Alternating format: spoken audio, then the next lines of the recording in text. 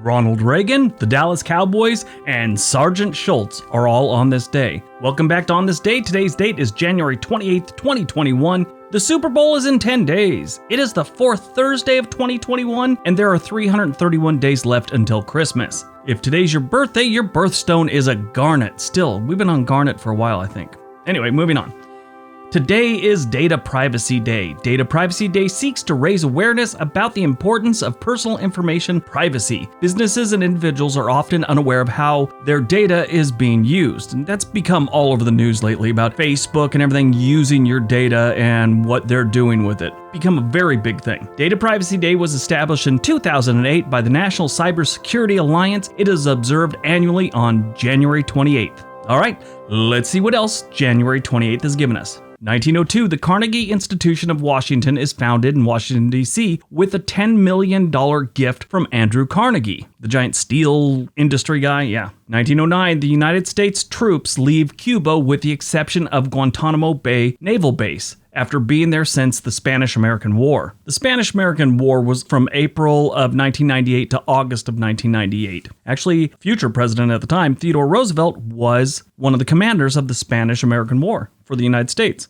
1960, the National Football League, the NFL, announced expansion teams for Dallas to start in 1960's NFL season and Minneapolis in 1961. That would be the Dallas Cowboys and the Minnesota Vikings. 1964, the unarmed United States Air Force T-39 Saberliner on a training mission was shot down over East Germany by a Soviet MiG-19. Moscow claimed that the plane had intruded over East German territory and failed to react to signals and then a warning shot. They actually gave them a warning shot and they claimed that the Saberliner did nothing. The Soviets said they were compelled to bring the plane down, and as you can imagine, there was some fallout. This was the middle of the Cold War and tensions were higher, but a couple days later, the Soviets agreed to allow U.S. personnel access to the crash site.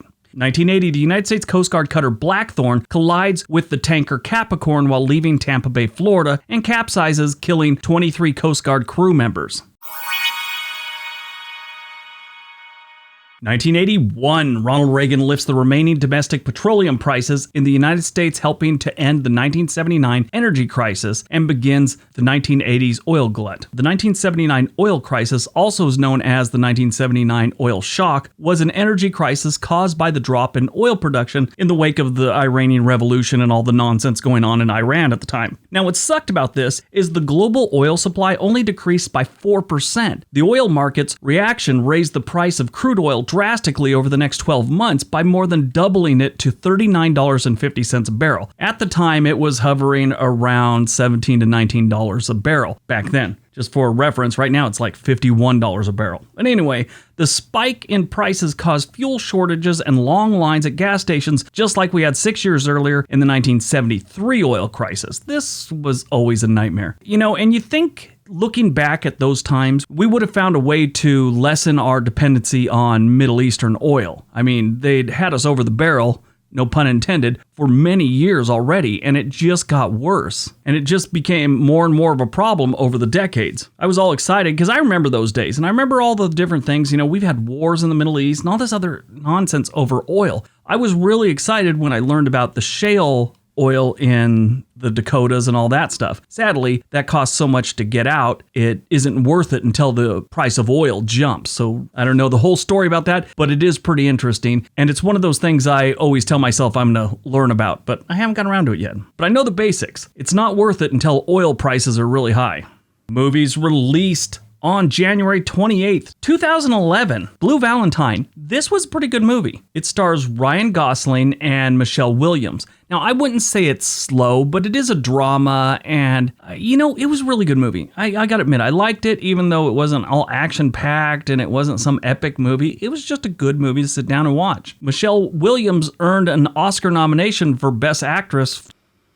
Born on January 28th, 1936, Alan Alda, American actor, director, and writer. I've always loved Alan Alda. his characters that he played from different movies, he kind of reminds me of how I look at Tom Hanks now. Tom Hanks has this very comforting way of acting, and Alan Alda was always the same way. I always really, really enjoyed him. It was just like comfortable to watch him. It's weird. I loved MASH and I loved his movies. He's still going strong. But today is his 85th birthday. Died on December 28, 1973. We lost John Banner. Most of you are probably thinking, who's John Banner? Well, I'll tell you. He was Sergeant Schultz from Hogan's Heroes. Very interesting guy. There's a couple very interesting things about this man. Number one, he's Jewish, and he played a Nazi prison guard. He's from Germany, well, Austria, and was going to law school in Vienna and then decided to switch to acting. He was in his first play when Hitler annexed Austria, and he took off and landed in the United States. He lost a lot of family during the Holocaust. And he actually died on his birthday. He was born on January 28th and died on January 28th at the age of 63. He had been living in the United States and had, pretty much his career was coming to an end, and he decided to move back to Europe with his French wife. They moved to Paris. Less than a year later, he died of an abdominal hemorrhage on his birthday. I always loved the character Sergeant Schultz. If you ever get a chance and you're younger and you never saw Hogan's Heroes, check it out. It is a very interesting show, and because of the political correctness of the world we live in right now, they could never do anything like this again. But it is definitely a good show. Very talented actors, and of course the really weird Bob Crane was on there too. Bob Crane in his personal life, not on the show. On the show he played a very normal person, but apparently his personal life was pretty weird.